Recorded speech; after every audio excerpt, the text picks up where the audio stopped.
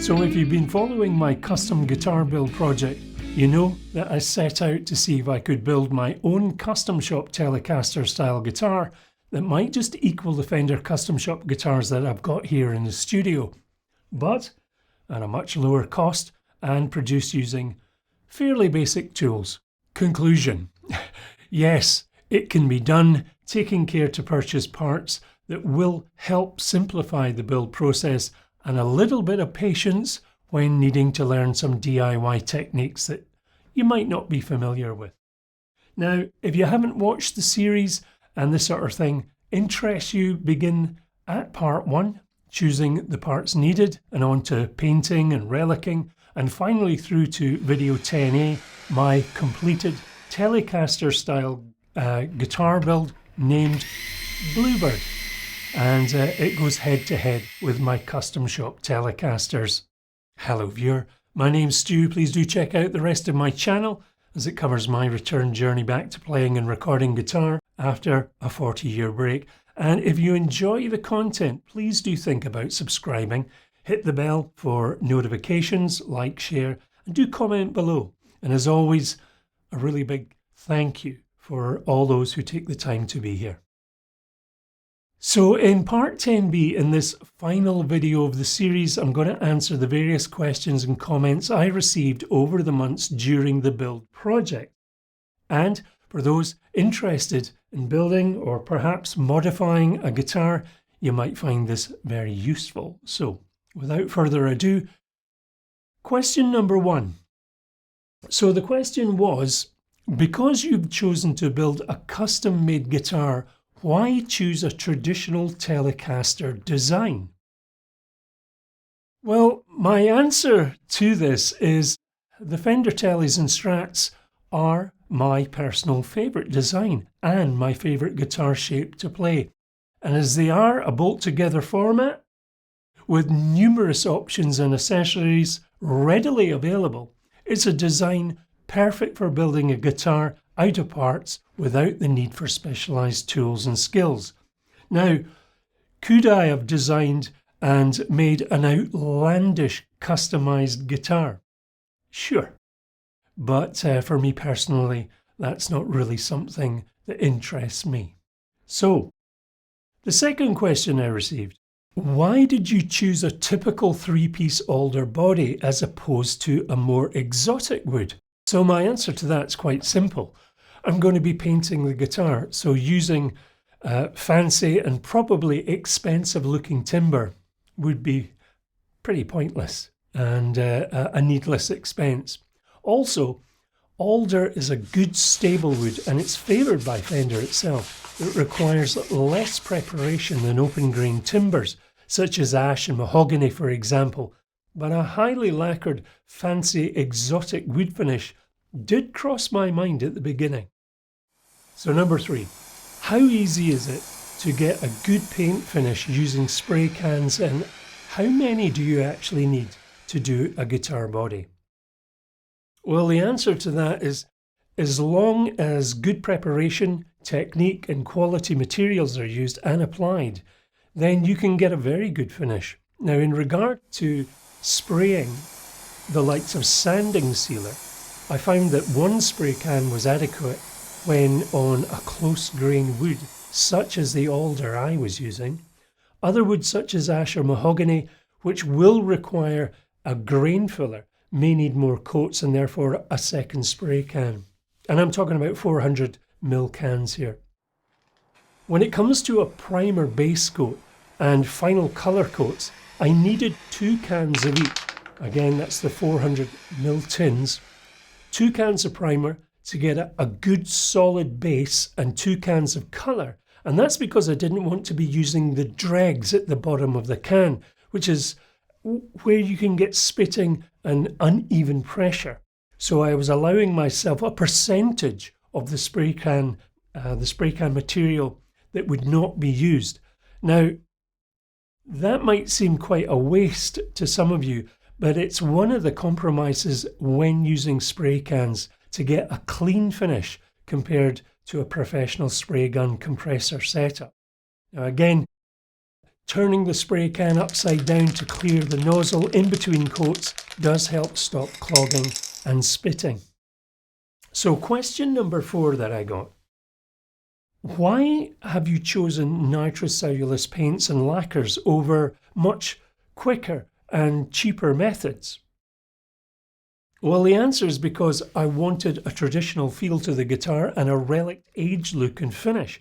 And nitro is the go-to for achieving that. If I'd wanted a hard-wearing tough finish, keeping the guitar looking as good as new for years to come, I'd certainly and would definitely have gone for a poly-style coating.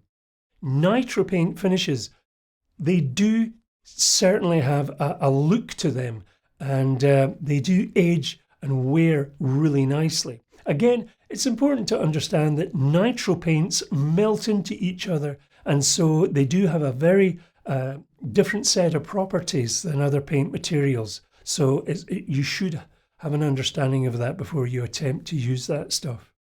So question number 5. Why did I choose metallic over a grey primer and not a coloured base coat? Painting metallics over solid base colours of a similar colour is common practice, as it helps in applying an even metallic finish, helping to avoid the silver particles from clumping and looking uneven. That can be a real problem with spraying metallic. Also, other effects can be achieved by using a different base colour, commonly seen in vintage or custom shop relic guitars. Originally, Fender would take one of their reject sunburst bodies and just paint over it with whatever colour was being asked for. As the guitar aged, of course, the original colour would show through and show through in the worn areas, and then lo and behold, years later, that would become a sought-after look. So I chose a grey primer and made sure it was a good solid base coat. And that actually took 6 coats to do. And then I only needed 3 coats of metallic. Now the first coat being a light mist coat. Again, this is to help stop these silver particles from clumping. The grey primer was used by Fender, and it's a good match when relicking alongside the colour metallic blue.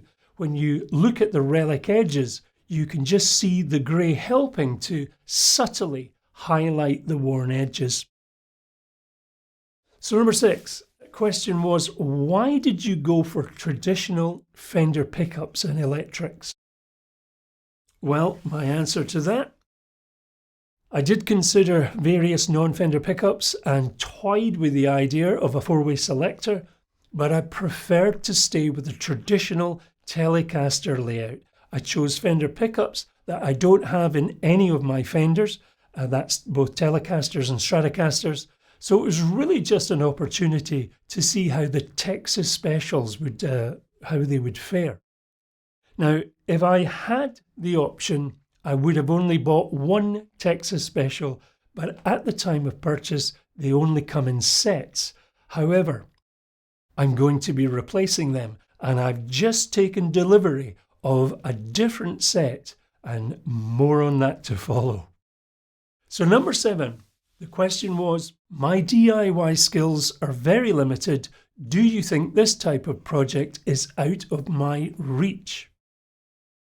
Well, my answer to that, if you're not comfortable doing something, then don't do it. Certainly a guitar project can be made easier if you purchase a ready painted body and neck and pre-wired control boards and pickup sets. Of course, the costs will increase, particularly when purchasing from new, but it will certainly save you a lot of headaches. If you're okay with putting a parts caster together, but painting is an issue, you could go down the route of using various sealers and oils that you can rub into the wood by hand. Now, this still needs to be done properly, but perhaps less intimidating than trying to get a flawless paint finish. But again, it might be better to pick up something really nice on the used guitar market. The marketplace is saturated and there are a lot of good deals to be had. So again, something to think about. So number 8 question I got was, why did you not pick up a body and neck on one of the used marketplace sites?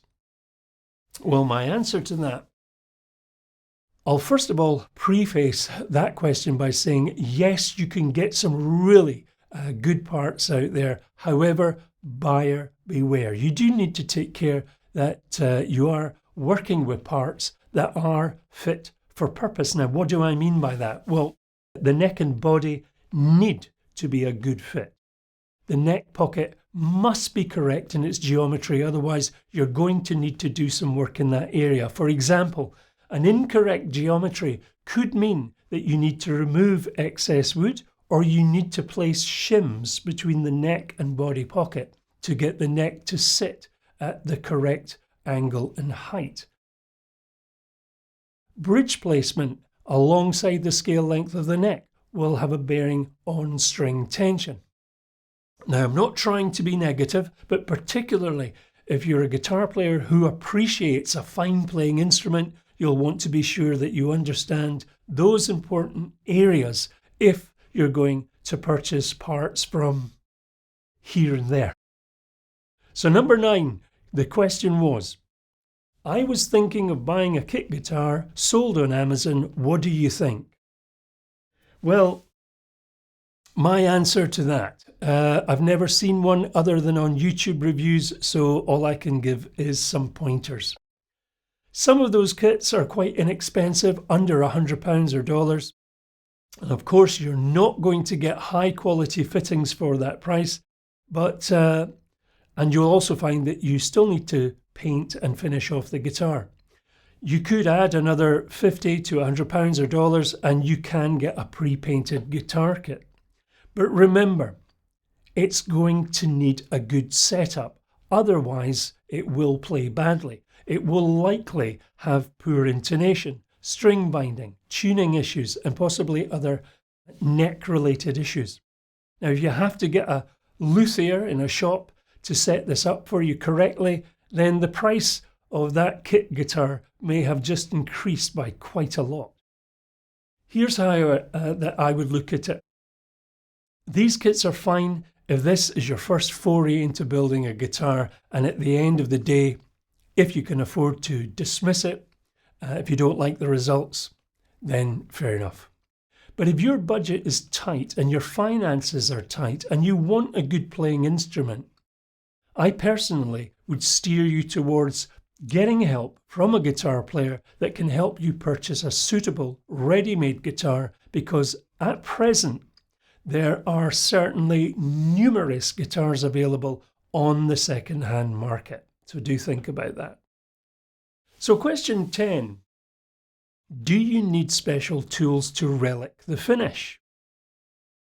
Answer, not really, but you do need to take care, and of course it all depends on what you're trying to achieve. For general wear and tear relic work, a blunt scraper, a sharp blade, something heavy like a spanner, and if desired, wood dye to dirty up the exposed wood. I also use some black paint diluted with white spirit to dirty some exposed wood areas, although you need to take care not to overdo that. Question 11. What do you think about lacquer checking choices? My answer?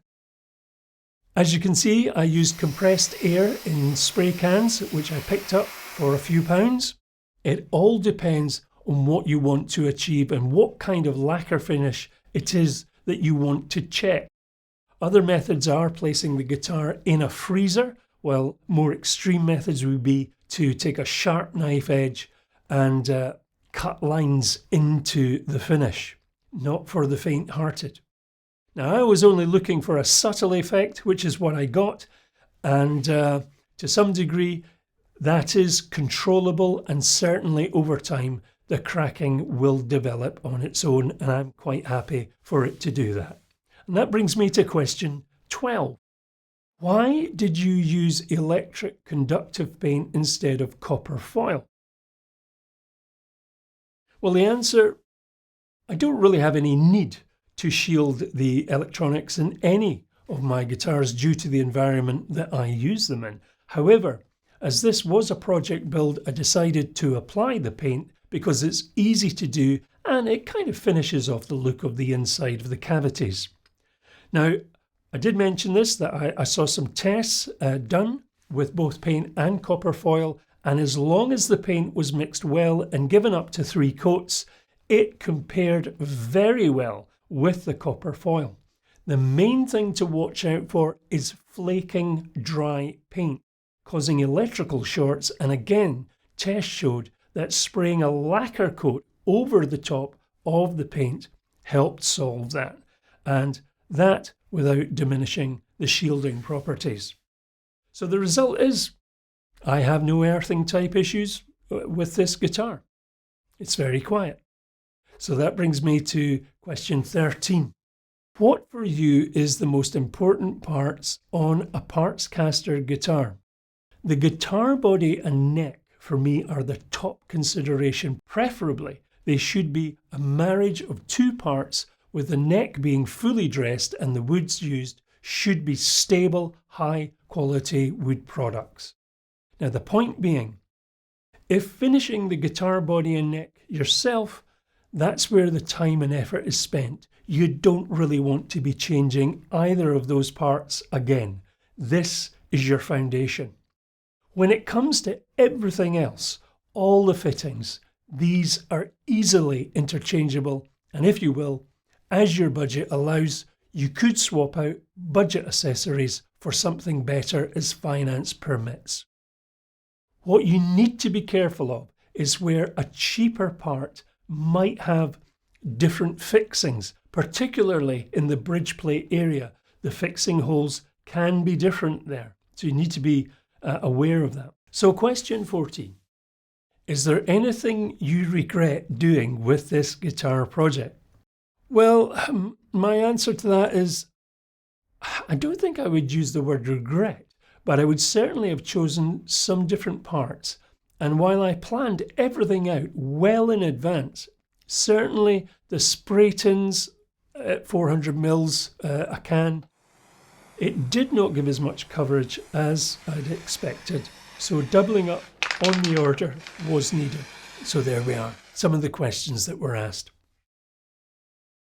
I'll finish by listing some of the things I would have done differently knowing what I know now. So in regard to buying the accessories, number 1, not all parts are compatible, including Fender items, and you can get differences of fit and finish, so something to watch out for. So starting out with the headstock, the tuners, I am puzzled why the go-to stepped tuning peg shafts appear to be a little too short at the B and high E strings, as they do touch the shaft ferrule. It doesn't cause any problems, but something to be aware of. But I will say they are very nice tuning pegs, and so far they work really well. Number 2, the pre-cut bone nut by Hosco, very nice, but I get the feeling that they have been cut with 9-gauge strings in mind, which makes, and I have to say that makes sense. Now I used 10-gauge with a thicker E and A, and a little filing is needed just to make sure there is no snagging and keeping the guitar stable in regard to tuning.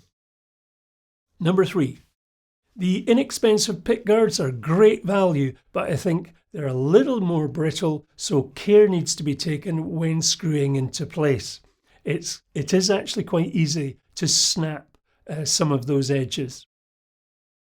Number 4, the original Fender Telecaster jack socket needs a speciality tool to fix it in place. So I bought an all-parts electro socket, which really easily screws into place. I would say I had to replace the screws that you got with that kit with slightly longer screws. I found that they just weren't long enough.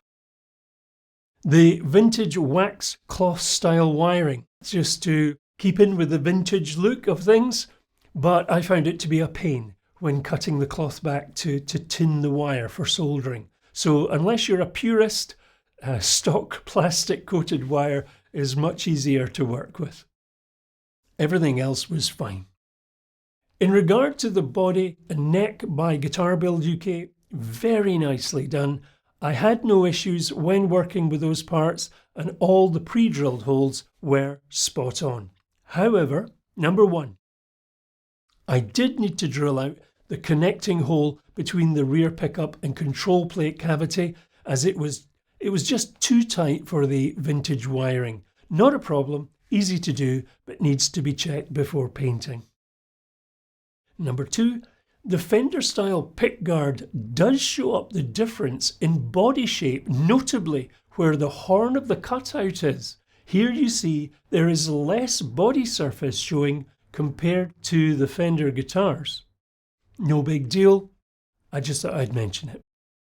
Number three, was it worth paying quite a bit more for the roasted Alder body? Well, to be frank, comparing tone sustain with my other Alder-based Fenders, which are not roasted, I can't hear the difference, so I'm not sure whether it was worth it or not. Number four, the neck. Well, again, more expensive due to the roasted flame maple, but yes, that for me was a nice cosmetic touch, nothing more.